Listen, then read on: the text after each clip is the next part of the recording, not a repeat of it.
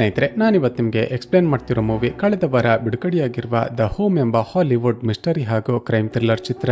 ಈ ಮೂವಿಯ ಕಾನ್ಸೆಪ್ಟ್ ಏನಂದ್ರೆ, ಚಿತ್ರದ ಹೀರೋ ಮ್ಯಾಕ್ಸ್ ನನ್ನ ಒಂದು ಸಣ್ಣ ಕೇಸ್ ನಲ್ಲಿ ಪೊಲೀಸರು ಅರೆಸ್ಟ್ ಮಾಡ್ತಾರೆ. ನಂತರ ಕೋರ್ಟ್ ಇವನಿಗೆ ಒಂದು ಓಲ್ಡ್ ಏಜ್ ಹೋಮ್ ಅಂದ್ರೆ ಒಂದು ವೃದ್ಧಾಶ್ರಮದಲ್ಲಿ 1 ತಿಂಗಳು ಹೌಸ್ ಕೀಪಿಂಗ್ ಕೆಲಸ ಮಾಡಬೇಕು ಅಂತ ಪನಿಷ್ಮೆಂಟ್ ಅನ್ನ ಕೊಡುತ್ತೆ.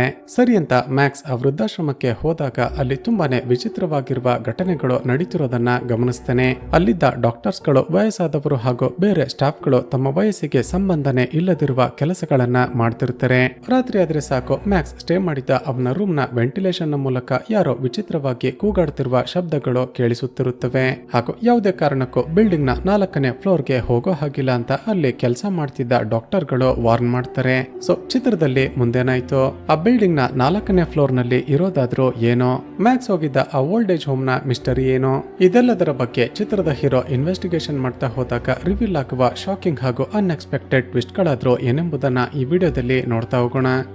ಚಿತ್ರದ ಮೊದಲ ಸೀನ್ನಲ್ಲಿ ಯಾವಾಗಲೂ ಸ್ಮೋಕ್ ಮಾಡ್ತಾ ಡ್ರಿಂಕ್ಸ್ ಮಾಡ್ತಾ ನಶೆಯಲ್ಲಿ ಇರುವ ಚಿತ್ರದ ಹೀರೋ ಮ್ಯಾಕ್ಸ್ ನನ್ನ ನೋಡ್ತೀವಿ. ಮ್ಯಾಕ್ಸ್ ಯಾವುದೇ ಕೆಲಸಕ್ಕೆ ಹೋಗ್ತಿರೋದಿಲ್ಲ. ಯಾವಾಗ ನೋಡಿದ್ರು ಸಿಟಿಯ ಗೋಡೆಗಳ ಮೇಲೆ ವಿಚಿತ್ರವಾಗಿರುವ ಗ್ರಾಫಿಟಿಗಳನ್ನ ಬಿಡಿಸ್ತಿರ್ತಾನೆ. ಅಸಲಿಗೆ ಈ ಮ್ಯಾಕ್ಸ್ ಒಬ್ಬ ಅನಾಥನಾಗಿದ್ದು ಇವನನ್ನ ಇಬ್ಬರು ಗಂಡ ಹೆಂಡತಿ ದತ್ತು ಪಡೆದುಕೊಂಡು ಬೆಳೆಸಿರ್ತಾರೆ. ಆ ದಂಪತಿ ಈ ಮ್ಯಾಕ್ಸ್ ರೀತಿ ಬೇರೆ ಮಕ್ಕಳನ್ನ ಕೂಡ ದತ್ತು ಪಡೆದುಕೊಂಡು ಬೆಳೆಸಿರ್ತಾರೆ. ಅಷ್ಟು ಜನ ಮಕ್ಕಳಲ್ಲಿ ಲ್ಯೂಕ್ ಎಂಬಾತ ಮ್ಯಾಕ್ಸ್ ನನ್ನ ತನ್ನ ಸ್ವಂತ ತಮ್ಮನ ರೀತಿ ಟ್ರೀಟ್ ಮಾಡ್ತಿರ್ತಾನೆ. ಇಬ್ಬರು ಕೂಡ ಒಬ್ಬರನ್ನೊಬ್ಬರು ಬಿಟ್ಟು ಊಟ ಮಾಡದಷ್ಟು ಕ್ಲೋಸ್ ಆಗಿರ್ತಾರೆ. ಹೀಗಿರುವಾಗ್ಲೇ ಒಂದು ದಿನ ಲ್ಯೂಕ್ ತನ್ನ ಹೈಯರ್ ಸ್ಟಡೀಸ್ಗೆ ಅಂತ ಬೇರೆ ಸಿಟಿಗೆ ಶಿಫ್ಟ್ ಆಗ್ತಾನೆ. ಈ ವಿಷಯ ಗೊತ್ತಾಗ್ತಿದ್ದ ಹಾಗೆ ಮ್ಯಾಕ್ಸ್ ತುಂಬಾನೇ ಬೇಜಾರಾಗಿ ಹತ್ತಿರ್ತಾನೆ. 4 ವರ್ಷದ ಹೈಯರ್ ಸ್ಟಡೀಸ್ಗೆ ಅಂತ ಹೋಗಿದ್ದ ಲ್ಯೂಕ್ ಒಂದು ದಿನ ತುಂಬಾನೇ ನಿಗೂಢವಾಗಿ ಸತ್ತು ಹೋಗ್ತಾನೆ. ಆದ್ರೆ ಅವನ ರೂಮ್ ಅನ್ನ ಚೆಕ್ ಮಾಡಿದಾಗ ಒಂದು ಡೆತ್ ನೋಟ್ ಸಿಕ್ಕಿರುತ್ತೆ. ಅದರ ಒಳಗಡೆ ನನ್ನ ಸಾವಿಗೆ ಯಾರು ಕೂಡ ಕಾರಣರಲ್ಲ, ನಾನೇ ಆತ್ಮಹತ್ಯೆ ಮಾಡಿಕೊಳ್ತಿದ್ದೀನಿ ಅಂತ ಬರೆದಿರುತ್ತೆ. ಹೀಗೆ ತನ್ನ ಸ್ವಂತ ಅಣ್ಣನ ರೀತಿ ಇದ್ದ ಲ್ಯೂಕ್ ನನ್ನ ಕಳೆದುಕೊಂಡ ನಂತರ ಮ್ಯಾಕ್ಸ್ ಒಂದು ರೀತಿ ಡಿಪ್ರೆಷನ್ಗೆ ಹೊರಟೋಗಿರ್ತಾನೆ. ಯಾವಾಗ ನೋಡಿದ್ರು ರೂಮ್ ಅನ್ನ ಲಾಕ್ ಮಾಡಿಕೊಂಡು ಒಬ್ಬನೇ ಅಳುತ್ತಾ ಗೋಡೆಗಳ ಮೇಲೆ ವಿಚಿತ್ರವಾಗಿರುವ ಗ್ರಾಫಿಟಿಗಳನ್ನ ಬಿಡಿಸೋದಕ್ಕೆ ಶುರು ಮಾಡಿರ್ತಾನೆ. ಇಲ್ಲಿಗೆ ಸೀನ್ ಕಟ್ ಹಾಕಿ ಚಿತ್ರದ ಕಥೆ ಈಗ ಪ್ರೆಸೆಂಟ್ಗೆ ಬರುತ್ತೆ. ಆ ದಿನ ರಾತ್ರಿ ಸಿಟಿಯ ಒಂದು ಅಂಗಡಿಯ ಒಳಗಡೆ ಇಲ್ಲಿಗಲ್ ಆಗಿ ಎಂಟರ್ ಆಗಿ ಗೋಡೆಗಳ ಮೇಲೆ ಗ್ರಾಫಿಟಿ ಬಿಡಿಸೋದಕ್ಕೆ ಶುರು ಮಾಡ್ತಾನೆ. ಆದ್ರೆ ಈ ಬಾರಿ ಸರಿಯಾದ ಸಮಯಕ್ಕೆ ಬಂದ ಪೊಲೀಸರು ಮ್ಯಾಕ್ಸ್ ನನ್ನ ಅರೆಸ್ಟ್ ಮಾಡ್ತಾರೆ. ಆದ್ರೆ ಮ್ಯಾಕ್ಸ್ ನ ತಂದೆ ತನ್ನ ಕಾಂಟ್ಯಾಕ್ಟ್ಸ್ ಅನ್ನ ಯೂಸ್ ಮಾಡಿಕೊಂಡು ಇವನಿಗೆ ಜೈಲು ಶಿಕ್ಷೆ ಆಗೋದನ್ನ ತಪ್ಪಿಸ್ತಾನೆ. ಆದ್ರೆ ಅದರ ಬದಲಿಗೆ 1 ತಿಂಗಳು ಒಂದು ವೃದ್ಧಾಶ್ರಮದಲ್ಲಿ ಹೌಸ್ ಕೀಪಿಂಗ್ ಕೆಲಸ ಮಾಡಬೇಕು ಅಂತ ಕೋರ್ಟ್ ಇವನಿಗೆ ಪನಿಷ್ಮೆಂಟ್ ಅನ್ನ ಕೊಡುತ್ತೆ. ಈಗ ಮ್ಯಾಕ್ಸ್ಗೆ ಬೇರೆ ದಾರಿ ಇಲ್ಲದೆ ಮರುದಿನವೇ ಆ ವೃದ್ಧಾಶ್ರಮಕ್ಕೆ ಹೋಗ್ತಾನೆ. ಇನ್ನೇನು ಒಳಗಡೆ ಹೋಗ್ಬೇಕು ಅನ್ನುವಾಗ ಆ ಬಿಲ್ಡಿಂಗ್ ನ 4ನೇ ಮಹಡಿಯಿಂದ ಒಬ್ಬ ವ್ಯಕ್ತಿ ಇವನನ್ನೇ ವಿಚಿತ್ರವಾಗಿ ನೋಡ್ತಿರ್ತಾನೆ. ಇಗ್ನೋರ್ ಮಾಡಿ ಒಳಗಡೆ ಹೋದಾಗ ಮ್ಯಾನೇಜರ್ ಲೆಸ್ ಇವನಿಗೆ ಏನೇನೋ ಕೆಲಸ ಮಾಡಬೇಕು ಅಂತ ಎಲ್ಲವನ್ನ ಎಕ್ಸ್ಪ್ಲೇನ್ ಮಾಡ್ತಾನೆ. ಮುಂದುವರೆದು ಲೆಸ್ ಇವನಿಗೆ ಒಂದು ವಾರ್ನಿಂಗ್ ಅನ್ನ ಕೊಡ್ತಾನೆ. ಮ್ಯಾಕ್ಸ್ ನಾವು ಹೇಳಿದ ಕೆಲಸವನ್ನಷ್ಟೇ ಮಾಡಬೇಕು, ಯಾವುದೇ ಕಾರಣಕ್ಕೂ ಈ ಬಿಲ್ಡಿಂಗ್ ನ 4ನೇ ಫ್ಲೋರ್ಗೆ ಹೋಗೋ ಹಾಗಿಲ್ಲ, ಅದೊಂದು ಸ್ಪೆಷಲ್ ವಾರ್ಡ್, ಅಲ್ಲಿ ತುಂಬಾನೇ ಕ್ರಿಟಿಕಲ್ ಆಗಿರುವ ಪೇಷಂಟ್ ಗಳು ಇದ್ದಾರೆ ಅಂತ ಹೇಳ್ತಾನೆ. ಸರಿ ಅಂತ ಮ್ಯಾಕ್ಸ್ ತನ್ನ ಹೌಸ್ ಕೀಪಿಂಗ್ ಕೆಲಸವನ್ನ ಶುರು ಮಾಡಿಕೊಳ್ತಾನೆ. ಎಲ್ಲ ಕಡೆ ಕಸ ಗುಡಿಸುತ್ತಾ ಬರ್ತಿದ್ದಾಗ ಒಂದು ರೂಮ್ ನ ಒಳಗಡೆ ತುಂಬಾನೇ ವಿಚಿತ್ರವಾಗಿರುವ ಗೊಂಬೆಯನ್ನ ನೋಡ್ತಾನೆ. ಆ ಗೊಂಬೆಯ ಬಲಗಡೆಯ ಮುಖದ ಭಾಗ ಮಾತ್ರ ಓಪನ್ ಆಗಿರುತ್ತೆ.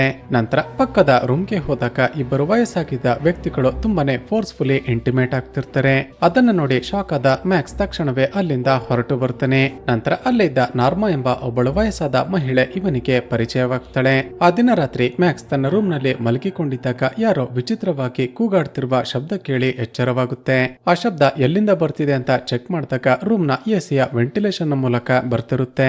ಹಾಗೂ ತಾನು ಮಲಗೋದಕ್ಕೂ ಮುಂಚೆ ಲಾಕ್ ಮಾಡಿದ್ದ ರೂಮಿನ ಬಾಗಿಲು ಆಟೋಮೆಟಿಕ್ ಆಗಿ ಓಪನ್ ಆಗಿರುತ್ತೆ. ಇಲ್ಲಿಗೆ ಸೀನ್ ಕಟ್ ಹಾಕಿ ಮರುದಿನ ಬೆಳಿಗ್ಗೆ ಡಾಕ್ಟರ್ ಸೆಬಿಯನ್ ಬಂದು ಮ್ಯಾಕ್ಸ್ ನನ್ನ ಮೀಟ್ ಮಾಡ್ತಾನೆ. ಕ್ಯಾಶುವಲ್ ಆಗಿ ಮಾತನಾಡ್ತಿದ್ದ ಆ ಡಾಕ್ಟರ್ ವಿಚಿತ್ರವಾಗಿ ನಗುತ್ತಾ ಮ್ಯಾಕ್ಸ್ ನಿನ್ನ ಕಣ್ಗಳು ನೋಡೋದಕ್ಕೆ ತುಂಬಾನೇ ಚೆನ್ನಾಗಿವೆ ಅಂತ ಹೇಳ್ತಾನೆ. ನಂತರದ ಸೀನ್ನಲ್ಲಿ ಆ ದಿನ ರಾತ್ರಿ ಮ್ಯಾಕ್ಸ್ ಮಲಗಿಕೊಂಡಿದ್ದಾಗ ಮತ್ತೆ ಎಚ್ಚರವಾಗುತ್ತೆ. ಈ ಬಾರಿ ಏನು ಅಂತ ನೋಡಿದ್ರೆ ಪಕ್ಕದ ರೂಮ್ ನಲ್ಲಿ ಇಬ್ಬರು ವಯಸ್ಸಾಗಿದ್ದ ಗಂಡ ಹೆಂಡತಿ ಜೋರಾಗಿ ಮ್ಯೂಸಿಕ್ ಹಾಕೊಂಡು ಡ್ಯಾನ್ಸ್ ಮಾಡ್ತಿರ್ತಾರೆ.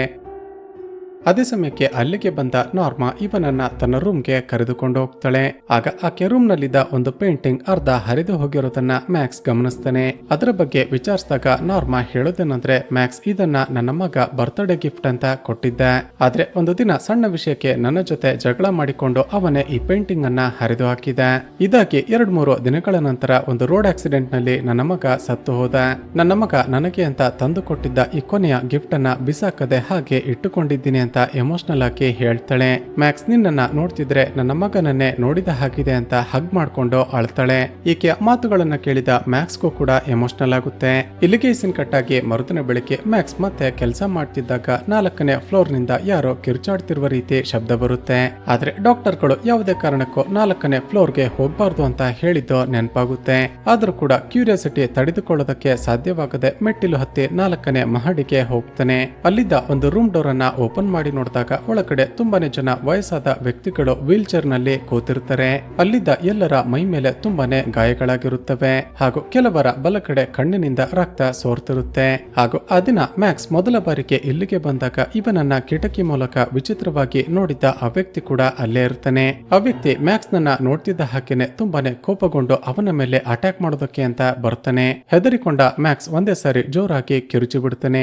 ಈತನ ಶಬ್ದ ಕೇಳ್ತಿದ್ದ ಹಾಗೆ ಮ್ಯಾನೇಜರ್ ಲೆಸ್ ಅಲ್ಲಿಗೆ ಓಡಿ ಬರ್ತಾನೆ. ಇಲ್ಲಿಗೆ ಯಾವುದೇ ಕಾರಣಕ್ಕೂ ಬರ್ಬೇಡ ಅಂತ ಹೇಳಿದ್ರು ಕೂಡ ಈತ ಇಲ್ಲಿಗೆ ಬಂದಿರೋದನ್ನ ನೋಡಿದ ಲೆಸ್ ತುಂಬಾನೇ ಸಿಟ್ಟಾಗಿರ್ತಾನೆ. ತಕ್ಷಣ ಮ್ಯಾಕ್ಸ್ ನನ್ನ ಕರೆದುಕೊಂಡು ಡಾಕ್ಟರ್ ಸೆಬಿಯನ್ ಬಳಿ ಹೋಗಿ ಕಂಪ್ಲೇಂಟ್ ಮಾಡ್ತಾನೆ.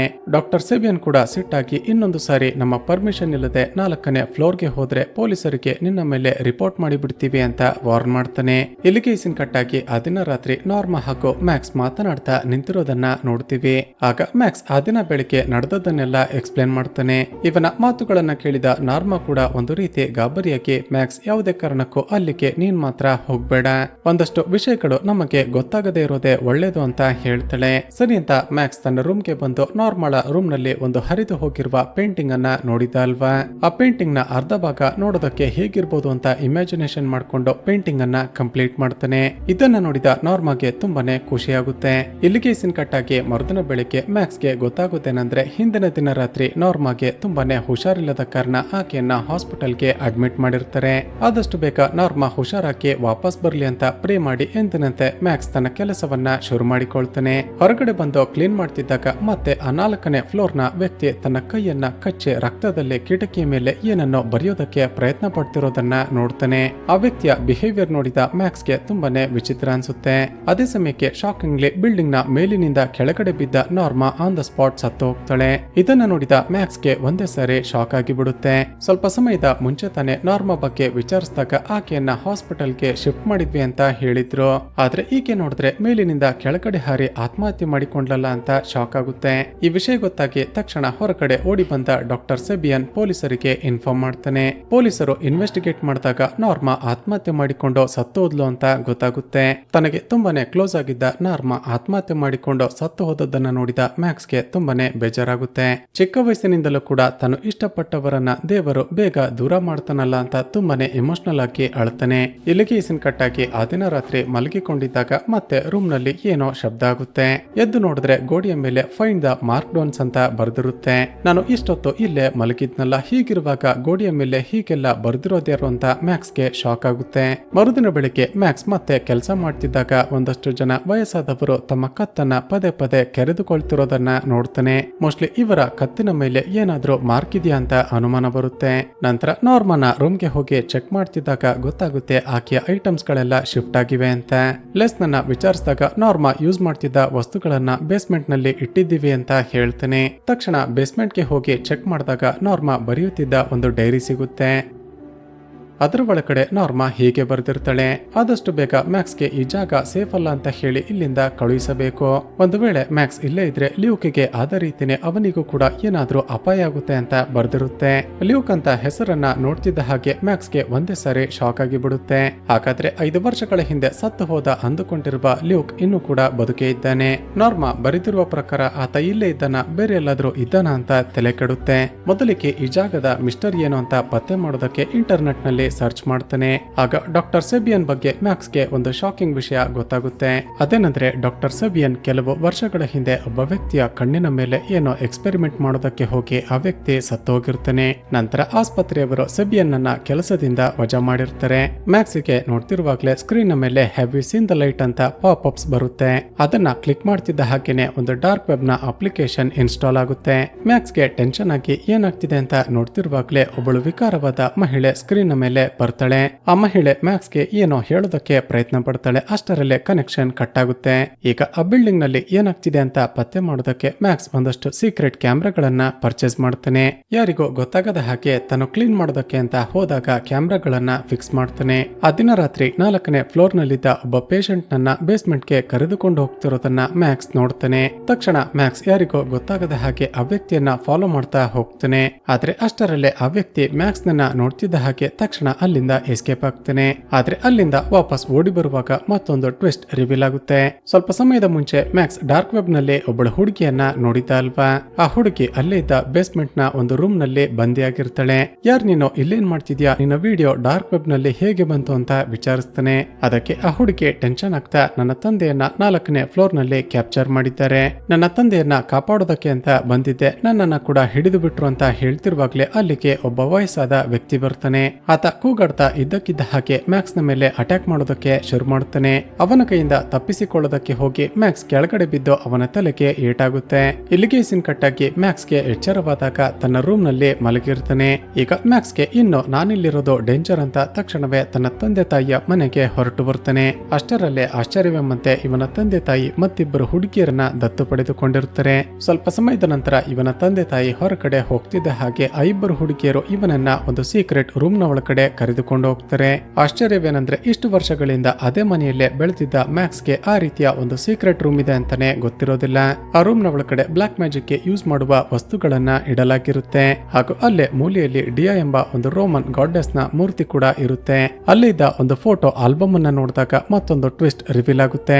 ಆ ವೃದ್ಧಾಶ್ರಮದ ಡಾಕ್ಟರ್ಗಳು, ನರ್ಸ್ಗಳು ಹಾಗೂ ಪೇಷಂಟ್ ಗಳ ಜೊತೆ ಮ್ಯಾಕ್ಸ್ ನ ತಂದೆ ತಾಯಿ ನಿಂತಿರ್ತಾರೆ. ಪ್ರತಿ 3 ವರ್ಷಗಳಿಗೊಮ್ಮೆ ಆ ರೀತಿ ಎಲ್ಲರೂ ಸೇರಿ ಫೋಟೋಸ್ ಗಳನ್ನ ತೆಗೆಸಿಕೊಂಡಿರ್ತಾರೆ. ಆ ಎಲ್ಲ ಫೋಟೋಸ್ ಗಳಲ್ಲೂ ಎಲ್ಲರೂ ಬ್ಲಾಕ್ ಕಲರ್ ನ ಸೂಟ್ ಹಾಕಿಕೊಂಡು ತುಂಬಾನೇ ಖುಷಿಯಾಗಿರ್ತಾರೆ.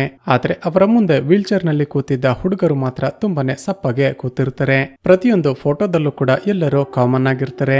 ಆದ್ರೆ ಇವರ ಮುಂದೆ ವೀಲ್ ಚೇರ್ ನಲ್ಲಿ ಕೂರುತ್ತಿದ್ದ ಯಂಗ್ ಹುಡುಗರು ಮಾತ್ರ ಚೇಂಜ್ ಆಗಿರ್ತಾರೆ. ಇವೆಲ್ಲವನ್ನ ನೋಡಿದ ಮ್ಯಾಕ್ಸ್ಗೆ ಒಂದು ವಿಷಯ ಕನ್ಫರ್ಮ್ ಆಗುತ್ತೆ. ಅದೇನಂದ್ರೆ ಇವರೆಲ್ಲ ಅಡ್ಡಿಯಾ ಎಂಬ ಶಕ್ತಿಯನ್ನ ಆರಾಧನೆ ಮಾಡ್ತಿರುವ ಕಲ್ಟ್ ಗ್ರೂಪ್ ನ ಮೆಂಬರ್ಸ್ ಗಳು ಅಂತ. ಹಾಗೂ ಇಷ್ಟು ವರ್ಷಗಳಿಂದ ಸತ್ತು ಹೋದ ಅಂದುಕೊಂಡಿರುವ ಇವನ ಅಣ್ಣ ಲ್ಯೂಕ್ ಇನ್ನೂ ಕೂಡ ಬದುಕೇ ಇರ್ತಾನೆ. ಸ್ನೇಹಿತರೆ, ಅಷ್ಟಕ್ಕೂ ಈ ಗ್ರೂಪ್ ನಲ್ಲಿರುವ ಜನಗಳು ಮಾಡೋದೇನ್ ಗೊತ್ತಾ? ವಯಸ್ಸಿಗೆ ಬಂದ ಹುಡುಗರನ್ನ ಕಿಡ್ನಾಪ್ ಮಾಡಿ ಅವರ ಯೌವನವನ್ನ ತಾವು ಪಡೆದುಕೊಳ್ತಿರ್ತಾರೆ. ಅದು ಹೇಗೆ ಅಂತ ಚಿತ್ರದಲ್ಲಿ ಮುಂದೆ ನಮಗೆ ಗೊತ್ತಾಗುತ್ತೆ. ಈಗ ಪ್ರೆಸೆಂಟ್ ನಲ್ಲಿ ಮ್ಯಾಕ್ಸ್ ನ ತಂದೆ ತಾಯಿ ಆ ಇಬ್ಬರು ಹುಡುಗಿಯರನ್ನು ಕೂಡ ಅದೇ ರಿಚುವಲ್ಗೆ ಅಂತಾನೆ ಕರೆದುಕೊಂಡು ಬಂದಿರ್ತಾರೆ. ಈಗ ಮ್ಯಾಕ್ಸ್ಗೆ ಕನ್ಫರ್ಮ್ ಆಗುತ್ತೆ ಆ ಬಿಲ್ಡಿಂಗ್ ನ 4ನೇ ಫ್ಲೋರ್ ನಲ್ಲಿರೋದು ತನ್ನ ಅಣ್ಣ ಲ್ಯೂಕ್ ಅಂತ. ತಕ್ಷಣ ಅವನನ್ನ ಕಾಪಾಡಬೇಕು ಅಂತ ವೃದ್ಧಾಶ್ರಮಕ್ಕೆ ಓಡಿ ಬರ್ತಾನೆ. ಸ್ನೇಹಿತರೆ, ಲ್ಯೂಕ್ ನ ಯೌವನವನ್ನ ಆ ಕಲ್ಟ್ ಮೆಂಬರ್ಸ್ ಗಳು ಪಡೆದುಕೊಂಡಿದ್ದ ಕಾರಣ ಆತ ಈಗ ಮುದುಕಾಗಿರ್ತಾನೆ. ಹಾಗೂ ಅಲ್ಲಿರುವ ಎಲ್ಲ ವಯಸ್ಸಾದ ಮುದುಕ ಹಾಗೂ ಮುದುಕಿಯರು ಆ ರಿಚುವಲ್ಗೆ ಬಲಿಯಾಗಿರೋರೇನೆ. ಸ್ನೇಹಿತರೆ, ಮೊದಲ ದಿನದಿಂದವೇ ಲ್ಯೂಕ್ ತನ್ನ ತಮ್ಮನಿಗೆ ಸಿಗ್ನಲ್ ಕೊಡೋದಕ್ಕೆ ಪ್ರಯತ್ನ ಪಡ್ತಿದ್ದ. ಆದ್ರೆ ಮ್ಯಾಕ್ಸ್ಗಾಗ್ಲಿ ನಮಗಾಗ್ಲಿ ಆತ ಕೊಡ್ತಿದ್ದ ಸಿಗ್ನಲ್ ಅರ್ಥ ಆಗಿರೋದಿಲ್ಲ. ಇವರಿಬ್ಬರು ಹೀಗೆ ಮಾತನಾಡ್ತಿರುವಾಗ್ಲೇ ಲೆಸ್ ಹಿಂದಿನಿಂದ ಬಂದು ಇವನ ತಲೆಗೆ ಹೊಡೆದು ಬಿಡ್ತಾನೆ.